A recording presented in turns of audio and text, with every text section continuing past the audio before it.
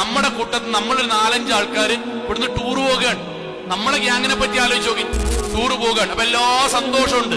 അപ്പൊ ആ കൂട്ടത്തിൽ നമ്മുടെ ഒരു കൂട്ടുകാരൻ പറയണം, എടാ നമ്മളെ കളിചിരികൾക്കിടയിൽ നമുക്ക് ളുഹുർ അസറൊക്കെ ഒന്ന് ജമ്മാക്കി നിസ്കരിക്കണം കേട്ടോ എന്ന് വളരെ സന്തോഷത്തിൽ അവൻ പറഞ്ഞാൽ ആ വാഹനത്തിൽ അവൻ നേരിടാൻ പോകുന്നത് എന്താണ്?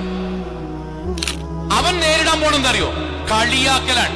വെള്ളിയാഴ്ചത്തെ കുത്തുബന്റെ പുറമെ ഇപ്പൊ വണ്ടിയിൽ കുത്തു തുടങ്ങിയോ? ഓനോടാ ഫസ്റ്റ് ചോദ്യം. വെള്ളിയാഴ്ചത്തെ മൗലവിന്റെ കുത്തുബന്റെ പുറമെ 2ാം കുത്തുബ വണ്ടിന്നായോ? ടൂറിന്റെ ഇടക്ക് പായത്തോദീസും കേൾക്കേണ്ടി വന്നോ? എന്നിട്ട് വേറെ 2 ആൾക്കാർ ഒന്നിച്ചെന്ന് പറയും, ഞാൻ ആദ്യം പറഞ്ഞു ഓനൊന്നും കൂട്ടി പോണ്ട.